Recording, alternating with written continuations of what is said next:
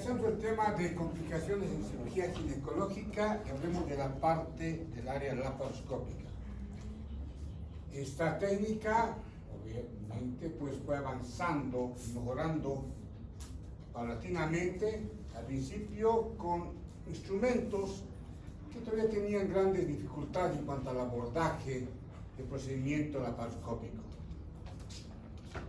La endoscopía ha representado un gran avance en cirugía y particularmente en ginecología. Entonces, la tecnología se beneficia de dos vías de abordaje del aparato genital: la laparoscópica por vía abdominal y la histeroscópica de manera directa por vía cervical que llega a cavidad uterina. Habitualmente, la introducción de nuevas técnicas aún aplicadas por conocidos campos quirúrgicos pueden conducir a accidentes y complicaciones, porque la cirugía siempre tiene sus riesgos y complicaciones. El único médico que no tiene complicaciones en cirugía es el que no opera. Por lo demás, siempre hay complicaciones, siempre. La laparoscopía ginecológica va avanzando y actualmente tiene un grado de suficiente madurez, permitiendo realizar más de la mitad de la cirugía ginecológica y la oncológica por vía laparoscópica. A través de estas vías se puede efectuar con similar precisión las técnicas quirúrgicas con las conocidas ventajas de vía endoscópica. Menor trauma quirúrgico, menor hemorragia intraoperatoria, menor analgesia, en cuanto significa a que es menos álgica la cirugía laparoscópica en el postoperatorio, y menor costo y mejor y más rápida recuperación laboral y social. Estas técnicas tienen complicaciones que no son diferentes a la cirugía abierta, sino que son específicas de la cirugía laparoscópica, como cuáles: reacción de neumoperitoneo al gas que se utiliza para insuflar, distender abdomen, colocación de trócares, coagulación a distancia, que siempre dificulta en ocasiones cuando no se tiene un adecuado instrumento que permite una adecuada hemostasia, y paso vascular de glicina empleada, la distensión uterina y la histeroscopia.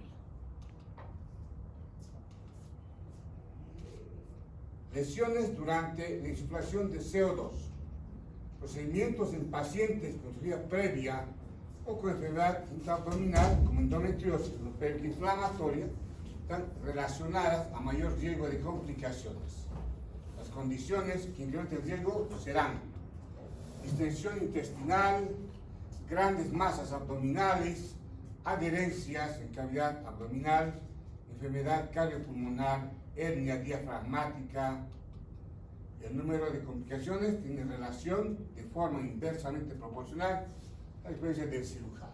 Obviamente, en que uno va realizando más cirugías, tendrá menos complicaciones, lo que indica la cirugía abierta como la laparoscópica.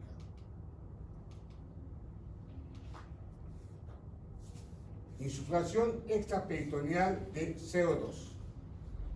Introducir de manera defectuosa la aguja de Behr, ya sea por penetración insuficiente de la pared abdominal o una incorrecta inclinación o elevación de esta aguja de Behr, puede ocasionar la distensión gaseosa del espacio subcutáneo, preperitoneal o a nivel de epiplomo.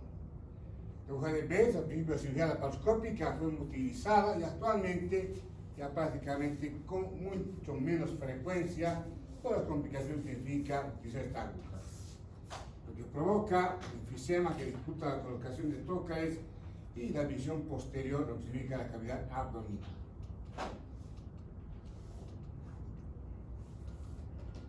Es la complicación más frecuente, y habitualmente cambiando el punto de inserción, la aguja de Behr se consigue una buena entrada intraperitoneal y el enfisema se resuelve de forma espontánea.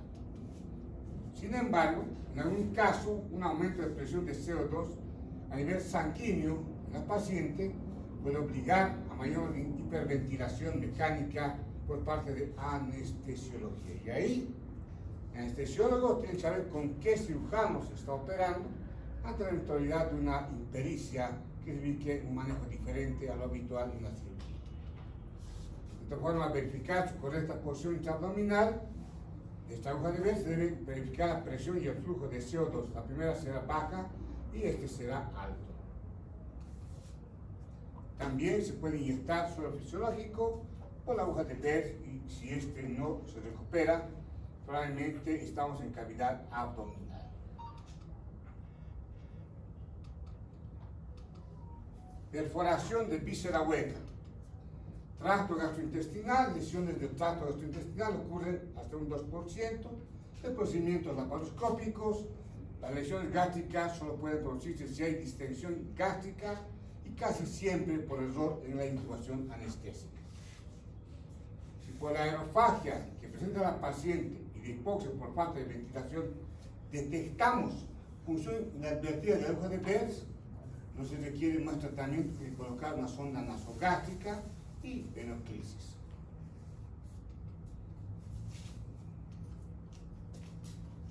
Lesiones intestinales, intestino delgado, intestino grueso, son poco frecuentes, pero puede ocurrir incluso en manos expertas cuando hay un síndrome adherencial. No es lo mismo una paciente que nunca tuvo cirugías, aquella paciente que tuvo cesáreas, tuvo una apendicectomía complicada, una apendicitis complicada con una peritonitis, de repente tuvo otro tipo de cirugías, una resección intestinal. Entonces, a mayor cirugía, mayor adherencia y mayor riesgo de complicación de perforación de víscera hueca.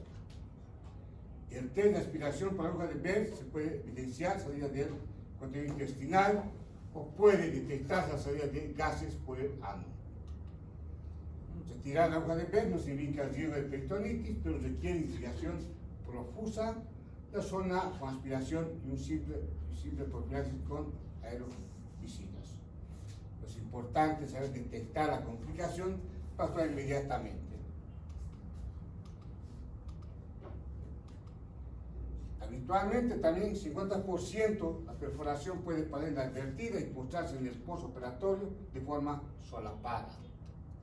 Hilo paralítico, fiebre, incluso estados de sepsis, sin que la clínica de peritonismo abdominal sea evidente y consecuentemente muchas veces se dificulta el diagnóstico. Y obviamente la evolución será desfavorable 72 horas después de la cirugía. Se requiere sospechar la complicación y recurrir a la exploración como la ecografía, tomografía, de esta forma valorar, entre otros signos, la ausencia de líquido intraabdominal libre.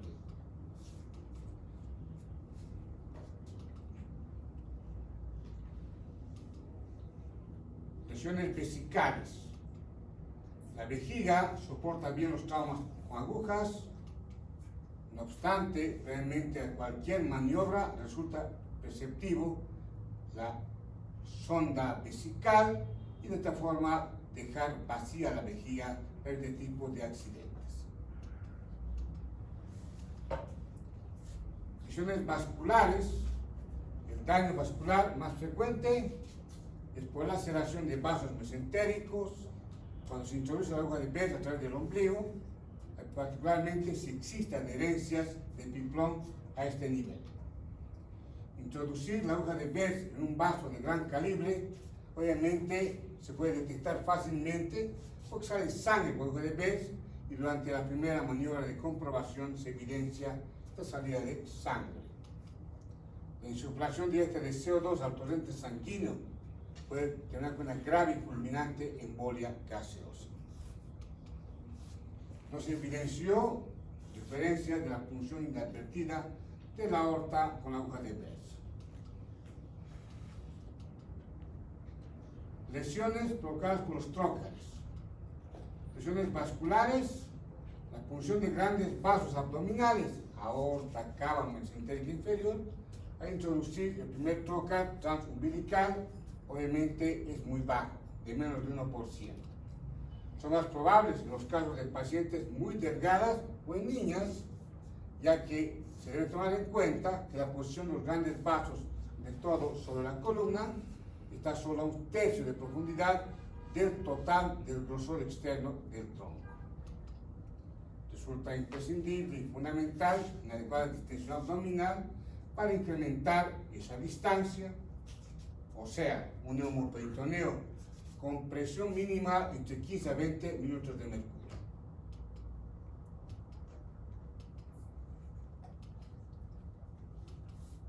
Debe introducirse el trocar en posición horizontal, entre el embur, se va acercando a la aorta, al ombligo y levantando más la pared abdominal cuanto más delgada sea la paciente.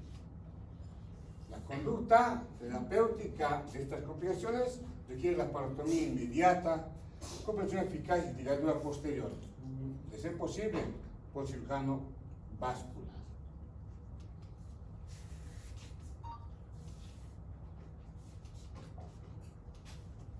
Los trocales accesorios colocados lateralmente pasan cerca de los grandes vasos ilíacos, pero al colocarlos con visión intraabdominal el riesgo reduce. No obstante, las lesiones vasculares más frecuentes son las de los vasos epigástricos inferiores que pueden coincidir con la colocación de los trocales. Uno introduce la fuente de luz y desde el canal abdominal ilumina toda la pared abdominal y ahí uno puede evidenciar la vascularización.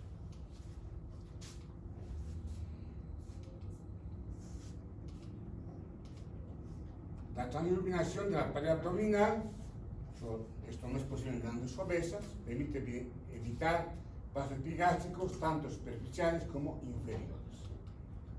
Pero para ello es importante oscurecer el ambiente y aplicar la óptica iluminada en la zona a incidir donde va a ingresar el trocar.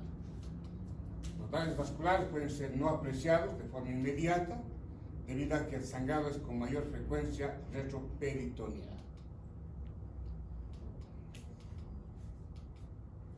Lesiones intestinales, una de las complicaciones más serias porque pueden no ser diagnosticadas en quirófano, incrementando el riesgo de peritonitis fecal y muerte.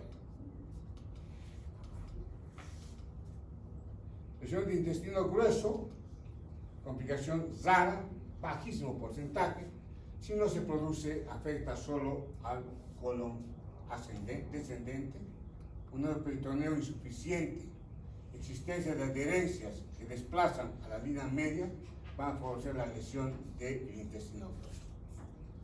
El dolor fétido es el primer síntoma y la visualización de la luz intestinal es concluyente para diagnosticar lesión de intestino grueso.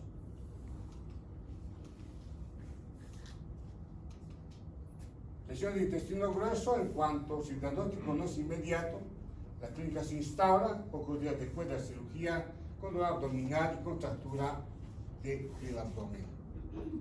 Está indicada la parotomía para llegar al diagnóstico, pero cobertura antibiótica y también con apoyo del cirujano digestivo. La severidad de este cuadro depende del grado de aseptización del intestino, por lo tanto, la separación o resección debe ser seguida de ileostomía si la lesión afecta al colon ascendente o colostomía en las demás localizaciones del intestino grueso. El cierre debe hacerse dejando drenajes, el cierre de la colostomía o ileostomía se practica varios meses después.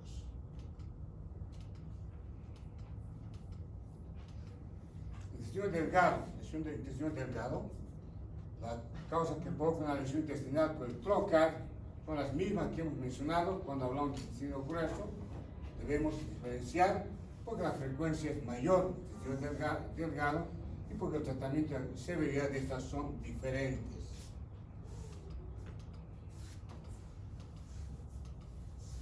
Lesiones pueden ser solo de la serosa, pueden afectar parcialmente a la muscular, perforar la pared o provocar una perforación doble a nivel del intestino delgado. La conducta terapéutica, desde observación clínica sin actuación inmediata a la parotomía para confirmar la extensión de las lesiones y, de ser posible, realizar la sutura.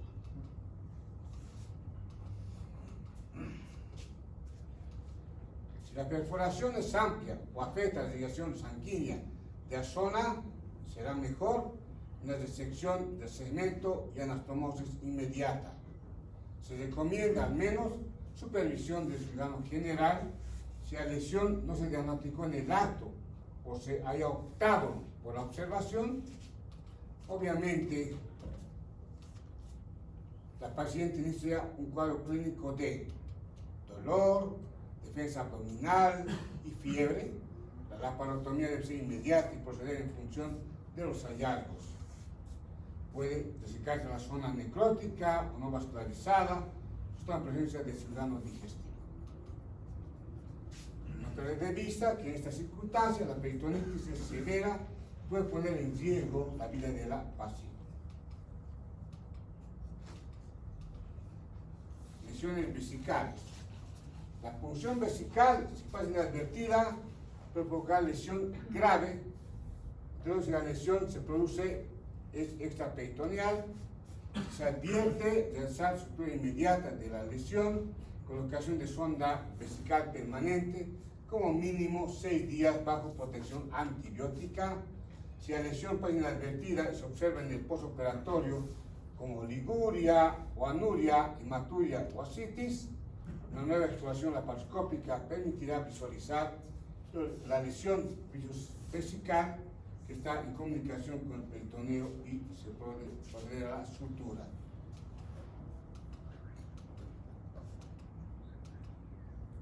Lesión extraperitoneal.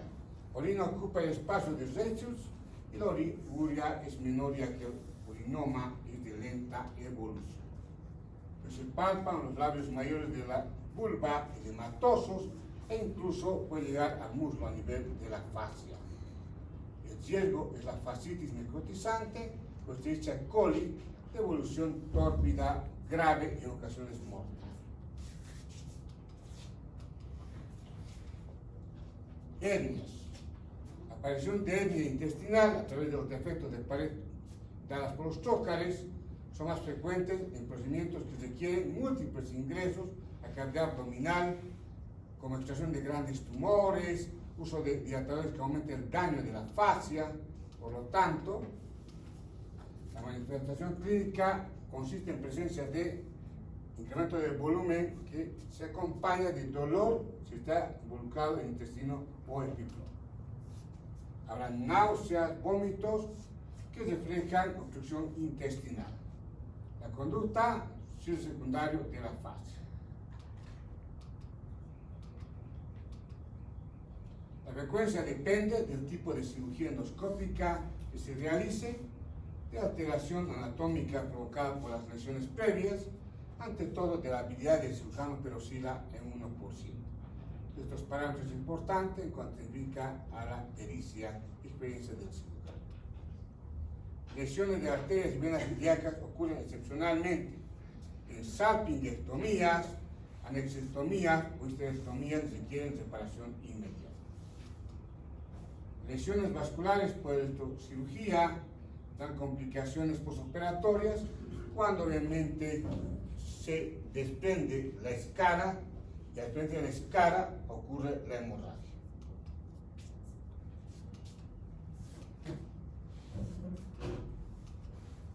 Lesiones intestinales en cirugía son poco frecuentes. Debemos tener en cuenta que la cirugía de endometriosis ovárica o profunda, neoptosis del tabique recto-vaginal, las adherencias de sigmoides y del recto sigmoides son frecuentes, gruesas y están íntimamente adheridas al tejido endometriósico o endometrioma. Incluso la enfermedad puede perforar la víscera, provocando rectorragia menstrual. Vamos a avanzar en endometriosis, saben de qué estamos hablando.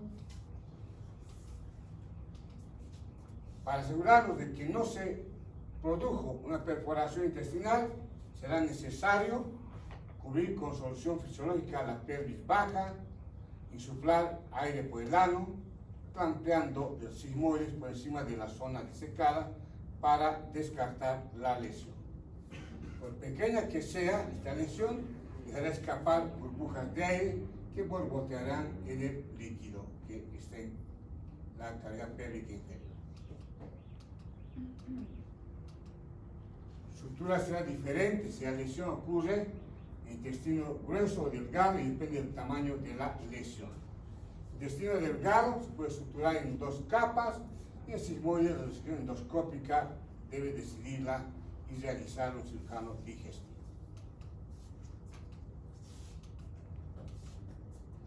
Lesiones a distancia o por contacto con bisturí eléctrico o el calor de la pinza bipolar puede dar clínica cuando salta la escara y la perforación intestinal se consuma.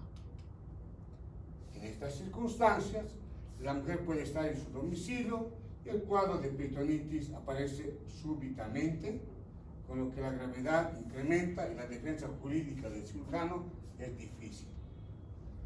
Y el riesgo está ahí, ¿no? Si la lesión se ha tratado y diagnosticado oportunamente, obviamente el cirujano podrá tener argumentos en su defensa.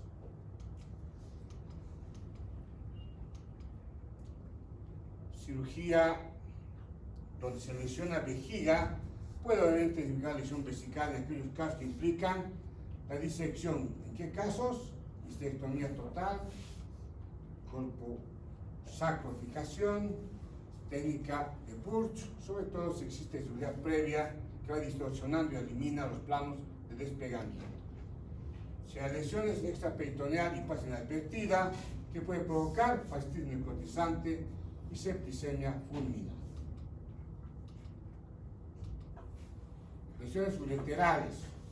Lesiones ureterales se incrementaron en frecuencia a partir de abordaje laparoscópico. Cirugía laparoscópica, la magnificación reduce este riesgo. El principio básico es la identificación del trayecto de los uréteres antes de proceder a cualquier cirugía en esta zona, de todo en histerectomía. Es cuando se van a exponer, en caso de histerectomía total laparoscópica, en endometriosis y en enfermedad inflamatoria previa.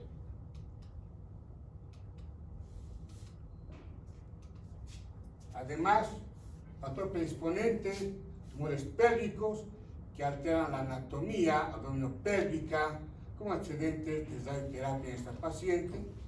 Los 3 lugares más comunes donde se lesiona uréter en orden de frecuencia, a nivel del ligamento infúndico pélvico, que se cruce a nivel de la arteria uterina del parametrio, y finalmente en la entrada a la vejiga de este uréter.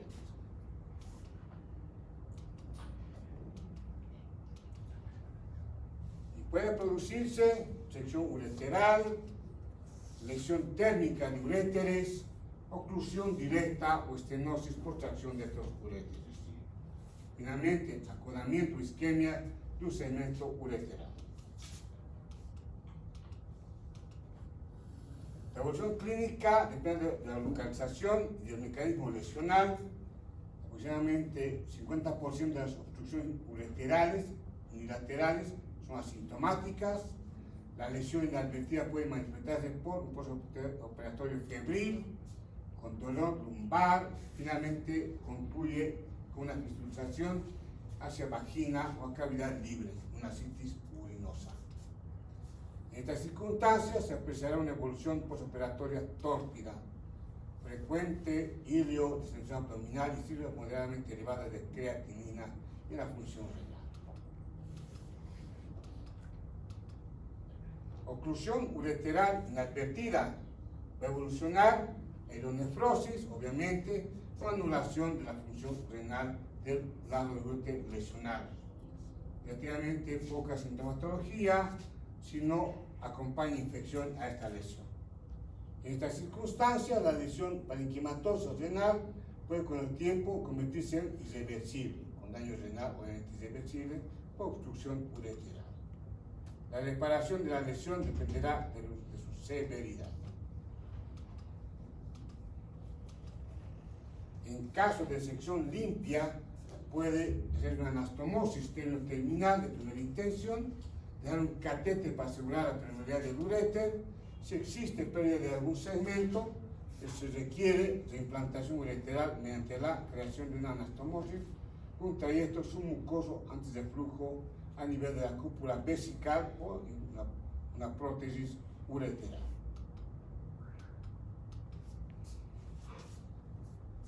Ya en la parte oncológica, lesiones sobre masas anexiales de riesgo neoplásico, la rotura capsular de un cáncer ovárico condiciona un cambio de estadio en la clasificación actual de la FIGO, desde cáncer de ovario. Es importante como para indicar que una terapia coadyuvante, cuando se fue sembrando células cancerígenas en cavidad abdominopélvica. En caso de rotura capsular de una neoplasia ovárica, no se observó un cambio cronológico siempre que la cirugía oncológica radical haya sucedido en un plazo inferior a 7 a 10 días, preferentemente en el mismo acto quirúrgico.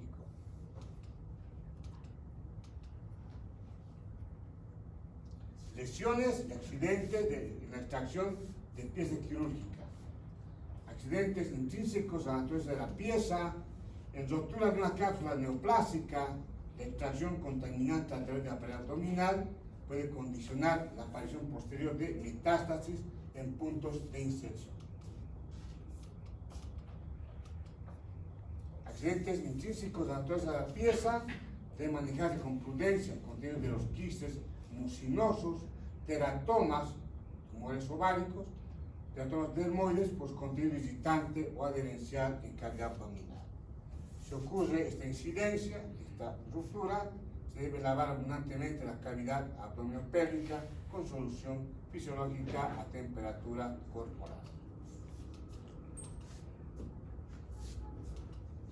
La imposibilidad de extracción de grandes piezas crea la necesidad de ampliación de las incisiones de los trócares, dando lugar a la creación de hernias con sin compromiso intestinal.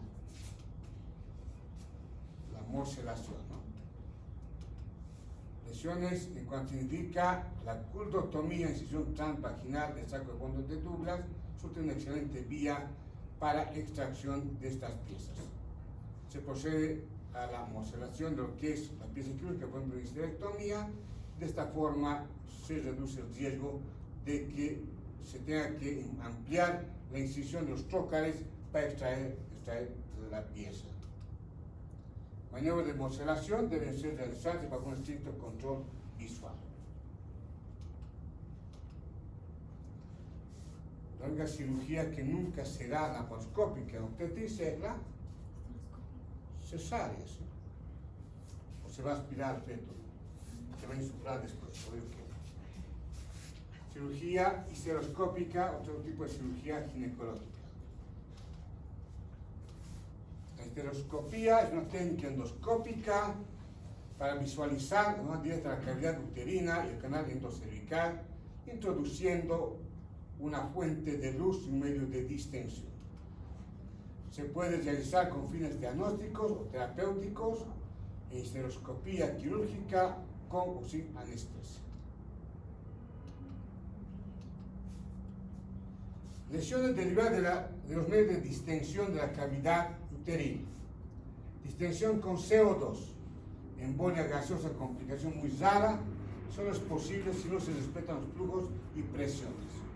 Medios de distensión líquidos, solución salina o lactato, pueden ser usados en histeroscopía, pero son escasos, por tanto son inocuos.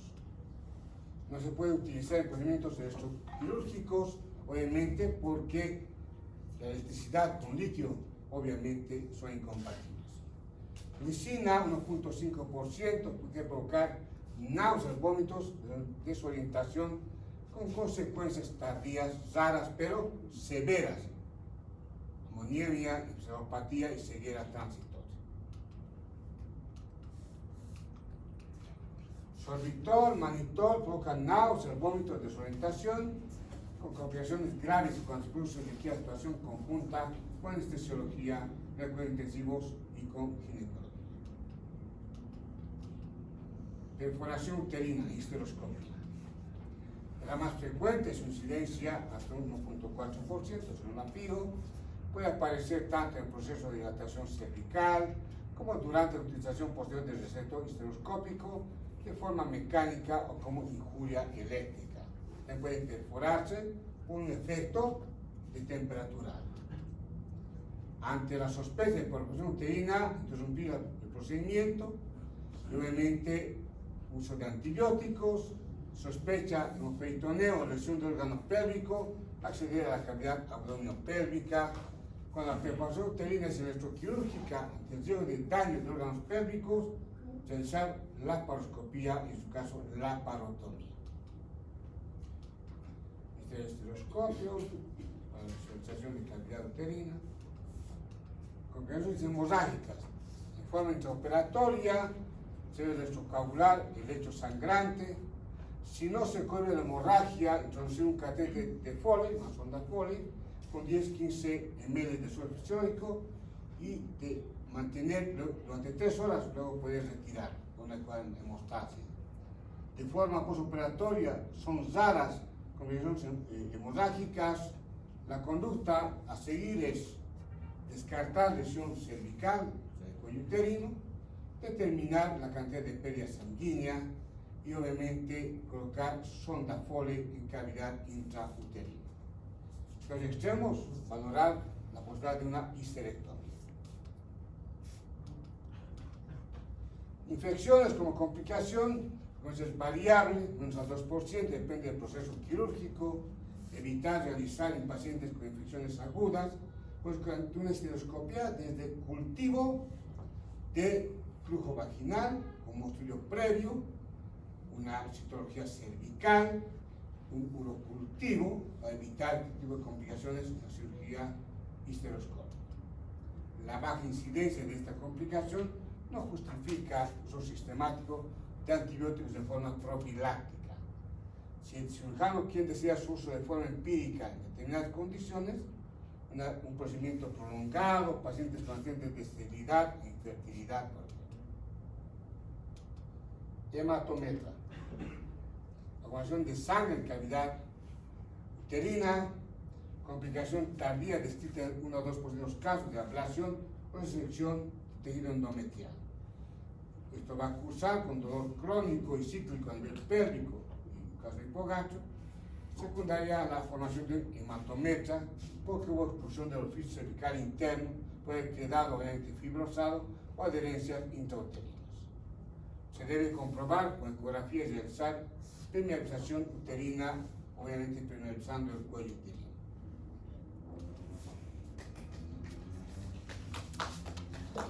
Uno más. Corto, a ver, tranquilos. Vamos a recuperar el tiempo perdido. La siguiente semana. Un tema interesante que a tantos varones y mujeres nos interesa.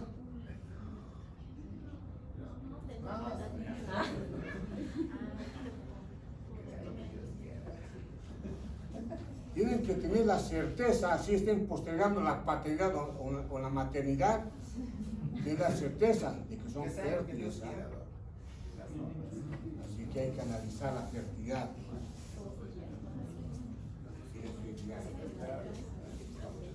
Esterilidad e infertilidad. Si ustedes revisan bibliografía van a ver que a veces la terminología lo manejan como sinónimos o de manera invertida. Pero, revisando bibliografía, vamos con esto. Esterilidad, incapacidad intrínseca para lograr un embarazo después de 24 meses de relaciones sexuales regulares sin anticoncepción en pacientes menores de 30 años. Durante 2 años, relaciones sexuales sin anticonceptivo, personas menores de 30 años, no hay embarazo. Aquellas que tienen edad de 30 a 34 años de edad, para establecer este diagnóstico, no se espera 2 años, solo 1 año. Esterilidad primaria, cuando la pareja nunca logra un embarazo. Y no hablamos solo de la mujer, hablamos de la pareja. Se debe investigar a ambos. El tremendo error que cometemos es investigar a la mujer y a la mujer. Se debe investigar a ambos. Sería secundaria. Tiene hijos, posteriormente esta pareja no logra más embarazos. Infertilidad, capacidad de la pareja para que un embarazo llegue a término. Abortos habituales, abortos recurrentes. ¿Qué es aborto habitual y qué es aborto recurrente? Diferencia entre aborto habitual y aborto recurrente.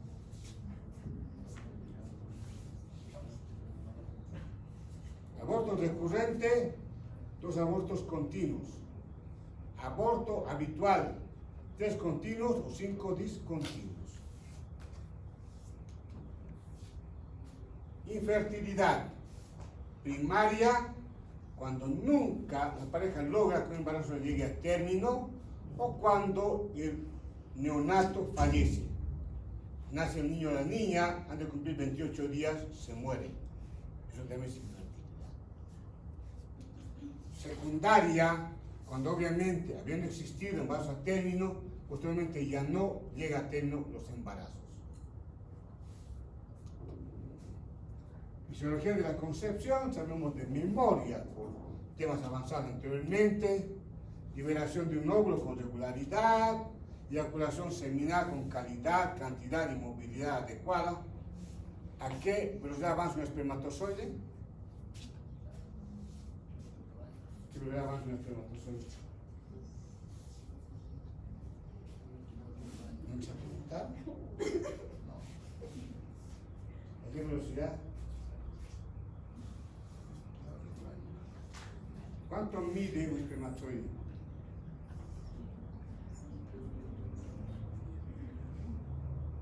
¿Cuál es la zona más grande que existe? El óvulo, ¿sí?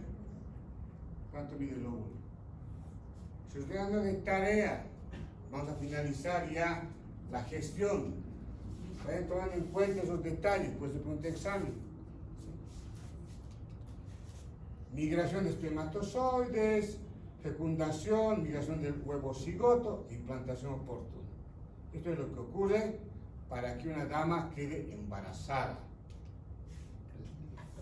Vamos a estudiar nuestros factores. Ahí tenemos el factor masculino, factor vaginal y coital, cérvico-uterino, tubo peritoneal, o sea, trompas y peritoneo, endocrino ovárico o cuando no hay una causa determinada. Debemos estudiar de forma cronológica, organizada, estos factores. Estudio de espermiograma. Volumen de 2 ml o más, pH obviamente de 7.2 a 7.8, lo normal, concentración del esperma 20 por 10 a la sexta espermatozoides por ml, ¿sí?, de líquido seminal o más. Total espermatozoides 40 por 10 a la sexta espermatozoides o más. Cuando digo 10 a la sexta, ¿qué significa? Que va a aumentar en 6 ceros, ¿no? ¿Sí o no? Movilidad 50% más, con movilidad lineal progresiva, 25% con movilidad lineal rápida, los primeros 60 minutos después de conectar la muestra para espermiograma. Total espermatozoides, la causa masculina, el factor masculino. Patologías infecciosas o inflamatorias, parotiditis, prostatitis, infección sexual como clamidiasis, gonorrea. Patologías hormonales, que hay una patología en la glándula pituitaria, en este varón. Trastornos inmunológicos, autoanticuerpos contra el propio espermatozoide, factores ambientales, estilo de vida, temperatura en testículos, pantalones o ropa interior. En varones, igual que en las damas, la talla menos en la ropa, esto incide también. Enfermedades genéticas, patologías genéticas, fibrosis quística, 70% de estos enfermos presentan ausencia congénita bilateral de conductos deferentes. Sexo inverso, hombres XX, ejemplos de tonos. Como son X supernumerario, Klinefelter, déficit de receptores de testosterona, supresión de parte del cromosoma Y, de un 30% azospermias, oligospermias, si es que existe este cromosoma. Un estudio que estuve leyendo, un artículo de España, espermatozoides con cromosoma Y están disminuyendo en el mundo. Están acabando los varones.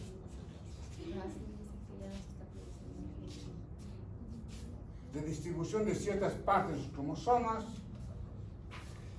anomalias anatómicas en el varón, obstrucción del tracto genital, que es esterilidad, cuando se bloquea parcial o totalmente el flujo de líquido seminal, varicocele, criptorquidia, eyaculación retrógrada del diabético, hipospadia, epispadia, Peyronie, cicatrices, inflamaciones, infecciones del tracto urológico. Asumo que este tema lo abordaron en urología. No, también ustedes. Está muy bien. Alteración de parámetros seminales o disfunción sexual, análisis de líquido seminal fundamental, pruebas de postcoitales, anticuerpos, antiespermas, capacidad de fertilización de estos espermatozoides. En la anamnesis, el factor masculino que corresponde, primero, si esta persona ya tuvo descendencia, tuvo hijos, pero si sus hijos endosados, si no son sus hijos, hay que tener certeza. Salud general, edad, traumas a nivel genital, cirugías previas, lesiones genitales, alcoholismo, cigarrillos, drogas, tipo de trabajo, relacionado con calor, la ropa interior, estrés físico, mental y coitos frecuentes, examen físico, criptorquidia, varicocele, hidrocele, hematobioscopía. Se pueden tomar 2 muestras con intervalo mínimo de 15 días, abstinencia sexual de 3 días, no pasar más de 30 minutos de la toma de muestra para procesar esta muestra. Valores: liquefacción a los 30 minutos, conteo de 20 a 250 millones por ml de líquido seminal, motilidad igual o mayor al 50% por ml, volumen de 2 a 5 ml, morfología 50% más obviamente, tienen que tener una estructura normal, pH de 7.2 a 7.8, espermatocultivo debe buscar infección por Claria trachomatis, Mycoplasma hominis, Neisseria gonorrea, y ahí el factor masculino. Hablamos del factor ovárico. Función ovárica: evaluar si realmente esta paciente ovula o no ovula. Doctor, ¿por qué no logro embarazarme si tengo menstruación? Tener menstruación no significa que tenga ovulación. Defectos de ovulación en la fase lútea, y acá es importante analizar lo que tiene que ver con la ovulación, y sobre todo con la anovulación. Cuando no existe anovulación fisiológica, obviamente, en forma fisiológica, anovulación en la premenarca, en vasolactancia y en la posmenopausia, igual que en la menorrea, las 4 causas similares de la menorrea. Anamnesis: a qué edad ocurrió la menarcomenarquia, ciclo menstrual, con qué frecuencia, cuántos días dura el sangrado menstrual, deben ver la cantidad, síntomas y signos de enfermedades sistémicas, trastornos tiroideos, hirsutismo por hiperandrogenismo, galactorrea por hiperprolactinemia, obesidad y bochornos. Métodos indirectos de ovulación. Primero, determinar el ritmo menstrual. Recuerda cantidad de duración, temperatura basal corporal, que es fundamental, seguimiento, para determinar qué día incrementa la temperatura a 0.5 grados centígrados, determinar que ese día está ocurriendo la ovulación. Cambios del moco cervical, de determinar si es un moco cervical filante, elástico, si es denso, biopsia endometrial cervical premenstrual, para ver cómo está ese endometrio, proliferativo, secretor, progesterona, titulación sanguínea, ver los niveles de progesterona en la etapa posovulatoria, hormona luteinizante en orina. Ustedes saben que la hormona luteinizante es la responsable de la ovulación. Ecografía serial. A partir del día 10 del ciclo menstrual, la paciente acude al gabinete ecográfico, se va haciendo seguimiento al folículo dominante. Uno esperaría, imaginemos, día 13 es hoy, está aumentando de volumen el folículo. Veamos qué ocurre hasta mañana. Mañana día 14, supongamos, o día 15, efectivamente hubo eclosión del folículo, hubo ovulación, o dirá el ecografista mira, este folículo está empezando a reducir su tamaño, está atrésico, no hubo ovulación. Entonces debo pensar en inducir la ovulación. ¿Con qué? Con citrato de clomifeno. Factor tubárico. Tener certeza y evidencia si las trompas uterinas están o no permeables. Puede haber ovulación, pero al no haber permeabilidad tubárica, no habrá embarazo. Para esto, histerosalpingografía. Una cánula en el cuello uterino, se inyecta medio de contraste y se va sacando placas radiográficas seriadas, visualizando cavidad uterina y visualizando las trompas que tienen su permeabilidad. Por ejemplo, acá las trompas están permeables. Llegó hasta cavidad pélvica en medio de contraste. En su caso, se necesita laparoscopía contrastada y también, si las trompas están obstruidas, se puede permeabilizar. Este procedimiento es diagnóstico y es terapéutico. Muchas veces hemos comprobado que la paciente me han dicho, doctor, mientras me hacía este estudio sentí un intenso dolor. Resulta que hace 2 años me hice una histerosalpingografía, mis trompas estuvieron obstruidas y ahora están permeables. Claro, es como si yo tuviese en casa una manguera colapsada, abro el grifo y de manera rápida sale el agua y en lo que va transcurriendo por la manguera va a permeabilizar. Esa es una técnica, puede suceder, mecanismo para permeabilizar las trompas. No siempre, en algunas circunstancias sí puede ocurrir. Factor uterino. Anamnesis, examen físico, ecografía pélvica o transvaginal, biopsia de endometrio, histerosalpingografía para ver cavidad uterina. De repente es una cavidad tabicada, de repente es un útero bicorne, didelfo, arcuato. En su caso, histeroscopía. Buscando, esto es una cavidad uterina normal. Acá hay pólipos, aquí hay sinequias uterinas, como signo de Asherman. Aquí hay miomas mucosos, acá hay una adenomiosis, ¿sí?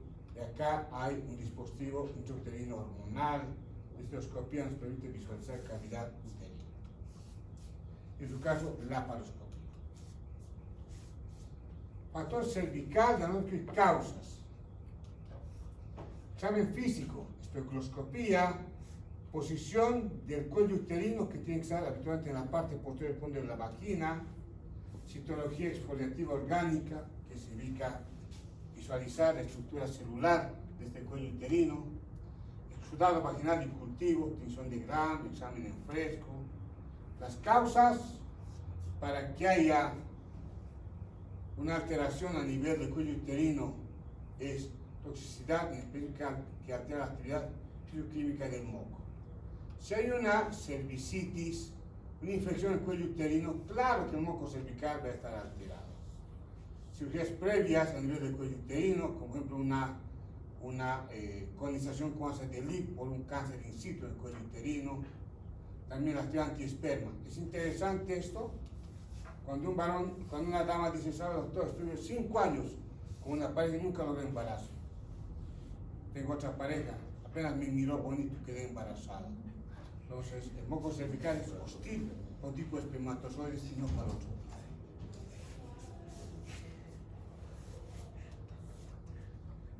El moco cervical, que es un fluido producido en el cervix, posee componente alto de viscosidad, mucina, y baja en forma de electrolitos, tiene compuestos orgánicos y proteínas solubles. es una secreción heterogénea que contiene más del 90% de agua. En ocasiones el ciclo menstrual será filante, en otros será muy denso. El moco cervical, la producción del moco cervical está claramente regulada por efecto hormonal. El moco cervical estrogénico en la fertilidad, abundante, mayor agua, mayor elasticidad, mayor filancia, menor viscosidad y adherencia. Da soporte, permite al espermatozoide desplazarse por el cuello uterino. El pH es importante que sea un pH que sea similar de la vagina o no. No, diferente, porque en definitiva tiene que coadyuvar en el avance de los espermatozoides. Pruebas cruzadas en un portaobjetos, se coloca líquido seminal con espermatozoides, moco cervical, y en el microscopio se observa si los espermatozoides logran avanzar o no por el moco cervical. Prueba postcoital, cultivos con antibiograma de moco cervical, por un proceso infeccioso como una cervicitis, actividad antiesperma. ¿Ustedes creen que el espermatozoide puede sobrevivir en este exudado? No lo va a hacer. ¿Sí? En ninguno de estos. Entonces, es fundamental la parte de cuello uterino para decirlo. 3 años que no logro embarazarme, doctor. A ver, Papá Nicolau hace 5 años me dice, tengo flujo hace 4 años. Observemos. Claro, nunca se va a embarazar la paciente. Y aquí el espermatozoide se muere, ¿no? Factor coital. Factor vaginal, alteraciones anatómicas de la vagina, tabiques, por ejemplo, infecciones, pH vaginal que pierde su acidez, disfunción coital, frecuencia, técnica, pruebas postcoitales, conducta terapéutica frente al factor masculino. ¿Qué hacemos? Conducta médica corresponde a antibióticos, a infección o manejo hormonal. ¿Y quién maneja esto? ¿El urólogo o el andrólogo? Ambos, ¿sí? No hay mayor complicación. Pero hay urólogos que dicen al andrólogo, pero bueno, puede manejar un urólogo.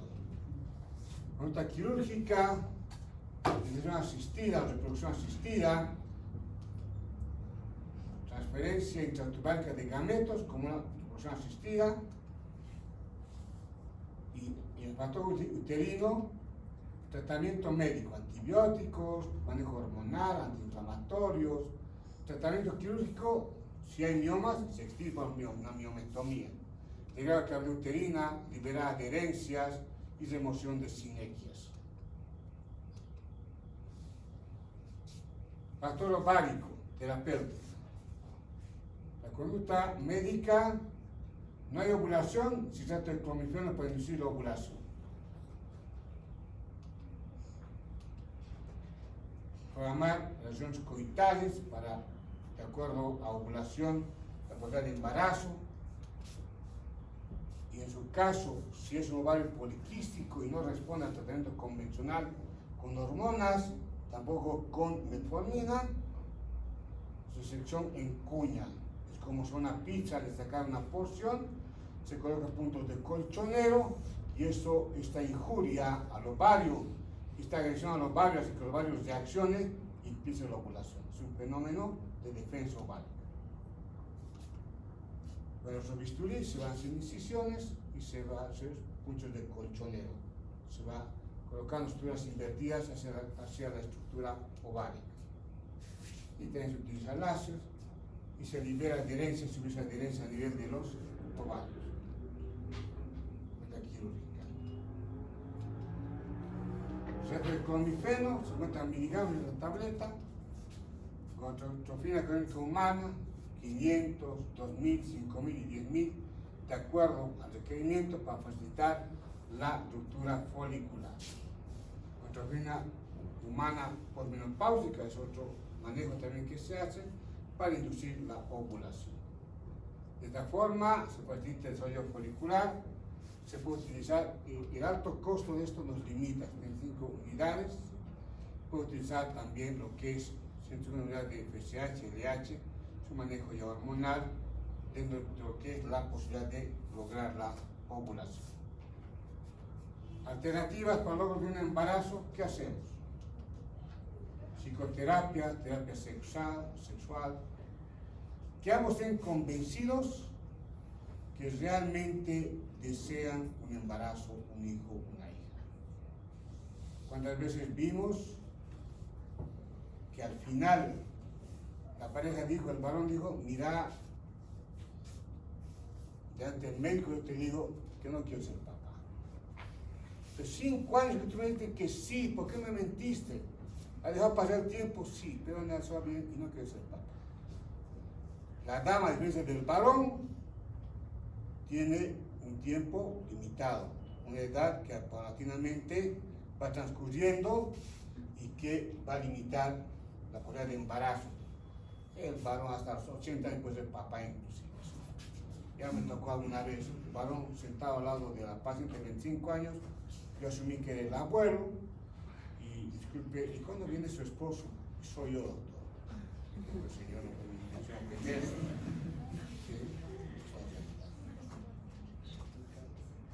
Reproducción asistida, ¿a partir de qué técnicas? Inseminación artificial, transferencia intratubercular de gametos, fertilización in vitro y transferencia embrionaria como técnicas de reproducción asistida. Y si, obviamente, nada funciona, si no funciona, ¿qué hacemos? Abortemos. Muy bien, quedamos acá. Siguiente día martes. ¿Todavía no hay examen? Ya nos toca. Cuarto parcial ya no. Y las notas, ¿no? Las notas. ¿Puedo proyectar acá? Voy a llamar lista, a ver. Rápido, no es pasar. ¿Cuál rápido? ¿Dónde tienes que ir? ¿Al baño o qué? No, Tienes que venir con pañal la siguiente vez. ya me lista, que pasen rápido. Vas a llenar de hijos.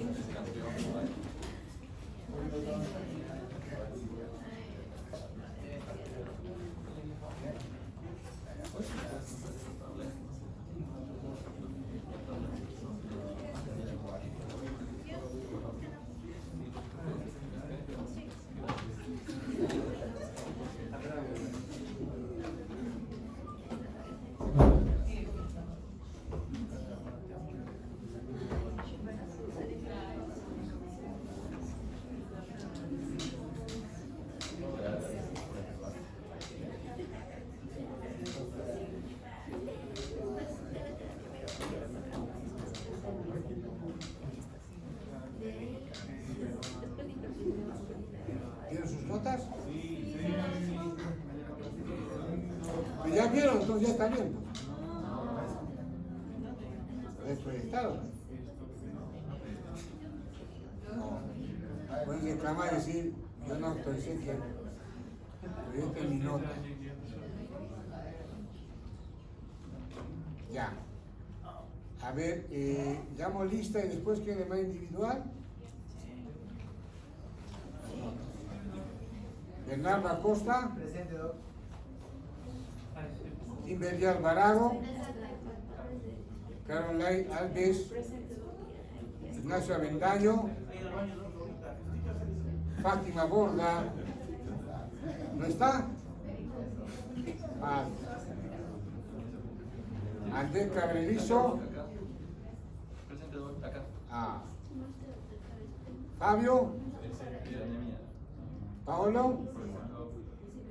Jonathan Cáceres. Mariana Caero. Rubén Calcina. Daniela Calderón. Jocelyn Camacho. Falta. René Camacho. Presente, doctor. Daniela Díaz. ¿Está Daniela? Camila Durán. Paola Escobar. Falta. ¿Dónde? Ah, dígala fuerte. Con megáfono tienes que venir. Natalia Fernández, Miuri Fernández, Fiorella Flores, Antonio Fuentes, Anthony Gamboa, Jimena Godoy, ¿está? Rosa Ígreda, Melissa Iturraga, Milagros Jones, Belén López, Giovanni Lugo, Lenny Machaca, Gabriela Mezquita, Rocío Peñafiel, Stephanie Puente, Cristian Ramos,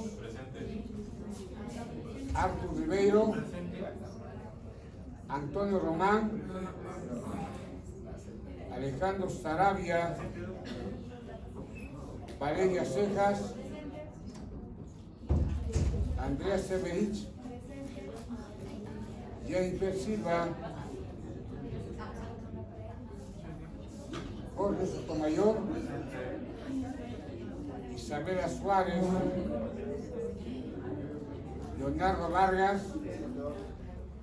¿Dónde Leonardo? Muy bien. Voy a apagar esto.